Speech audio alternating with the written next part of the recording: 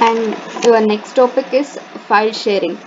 File sharing, in where and all the situations you will face the file sharing problem is in the operating system. And in this operating system subject, you already came across the multi-programming and processor multitasking concepts. So, while you are performing the multi-programming and multitasking in the particular operating system, that operating system should support the multiple user. When the multiple user are trying to access the same particular file means, then the file should be in a sharing mode. In those circumstances, the file sharing will affect more. Files are shared between the number of users. File protection, naming and sharing is issue for the file sharing. Here, directory structure may be allows files to be shared by user. Sharing must be done through a protection scheme. There are a number of attributes or precautions taken while sharing the file. In the file, there will be in the properties, you can go and check the permission, file permission. The user, one who is the creator can be set the file permissions. There are access permissions are of three types. One is read, write, and execute. Read, it will be indicates using a small or a letter. If there is an value, or if the read operation is set, then those with whom the file is shared, that particular person or the user can read that particular file. He can only read that particular file. He can't able to modify any of the data. And next file access permission is write operation. If the creator gave the permission as a write, small w indicates the write permission. If the owner of the file gave the right to write on that particular file means, the shared person, the person who is using the particular file, can also be performed read and write both operations. And next is execute. Execute will be indicate using a small x letter. Small x indicates the execution permission if it is a file, and such permission if it is a directory. Owner is the file owner who created a file. Owner having all rights: read, write, and execute. The group of the other user who have some limited access permission, mostly read and execute permissions. Last categories of user have only executed permissions. So these are all the different types of permissions you can provide for that particular file. And next is your remote file system.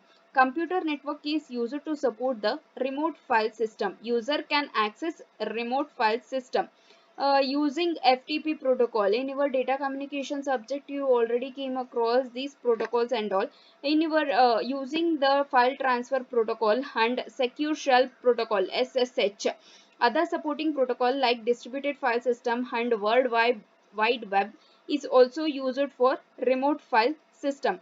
SSH is a protocol for securing the remote access to a particular machine over a untrusted networks.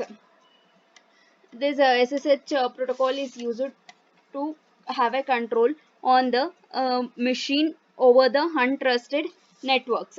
And next is in your client server model. You already know what you mean. What is the meaning of your client server model?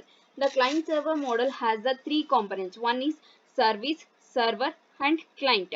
A service is a software entity that runs on one or more machines. It provides an abstraction of a set of well-defined operations in response to the application request.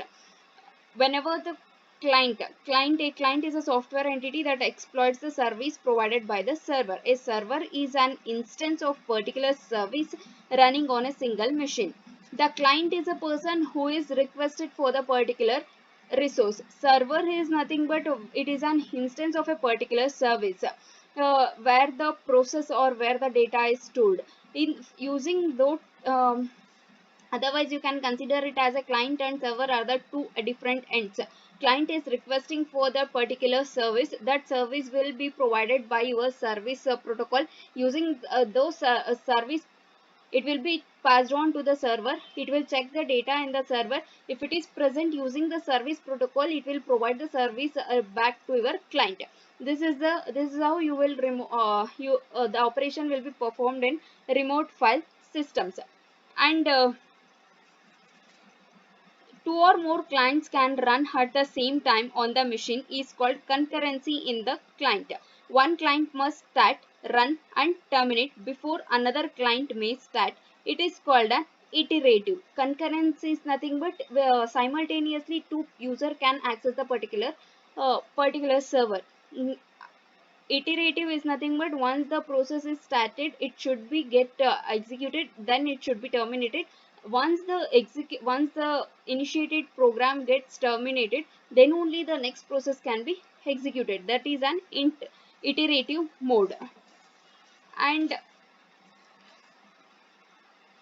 next is failure modes. In the failure modes, there are several reasons why the file system get failures.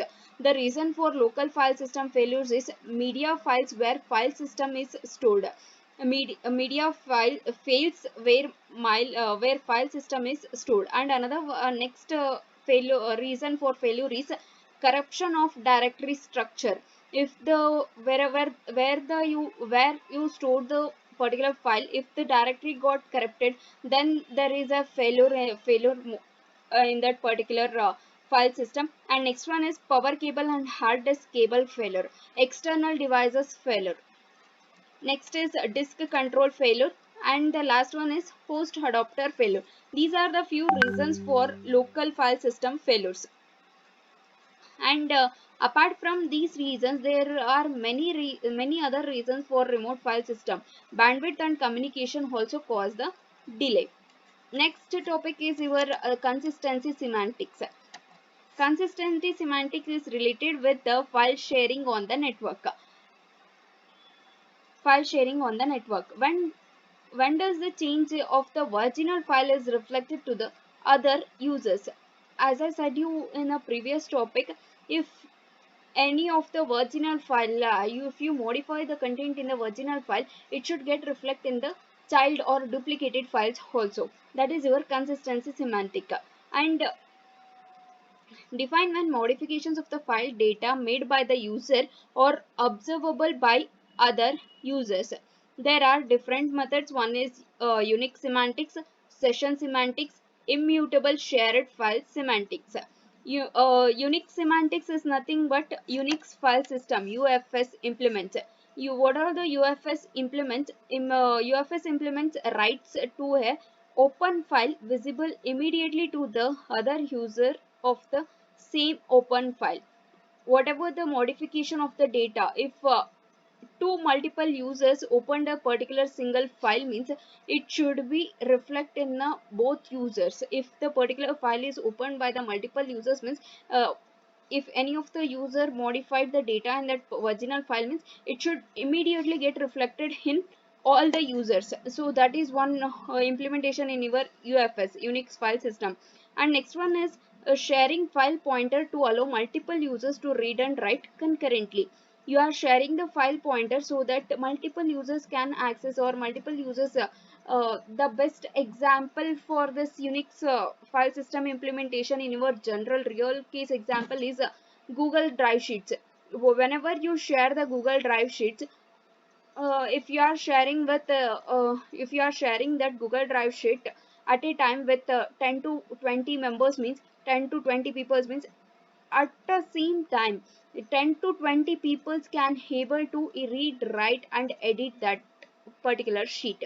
So if I being a person, if it is shared with me and I am trying to access that, I am trying to edit or modify the data in that, or if I am writing some data in that particular drive sheet, means it will get reflected immediately to all the person who are opening that particular sheet at that particular time. So this is what happened in your unique semantics. And next is your session semantics. Session semantics is a Andrew file system AFS implemented complex remote file sharing semantics. What are the implementation in your AFS is Rights to a file by a user is not visible to other users. So in session semantics, what happens based on the sessions? If one person is writing anything on the particular folder means if, or the file means it is not visible to other users. And next one is once the file is closed, the changes are visible only to new sessions. If whenever it is just like an iterative process, once the process is initiated, it will get executed and it will get terminated. Once the process is terminated, then only it will be reflected to the new session. Whenever the new process enters, it will be reflected to the particular new session. That is about your session semantics. And the last one is your immutable shared file system. What do you mean by immutable shared file systems? Under this system, when a file is declared as shared by its creator, it becomes immutable and the name cannot be reused for any other resources. Hence, it becomes read-only and shared access is simple. Immutable is nothing but you are not able to change or modify any of the data. So whenever the file is created, it becomes immutable and the name cannot be reused for any other resources. It will be only in the read only process. Once a file is declared as shared by its creator, it cannot be modified. An immutable file has two key properties. Its name may not be reused and its content may not be altered. It is nothing but it is only read-only file. You are not able to reuse a particular name of that particular file name, and you cannot be able to alter the data which is present in that particular file. That is about your immutable shared file semantics. Thank you.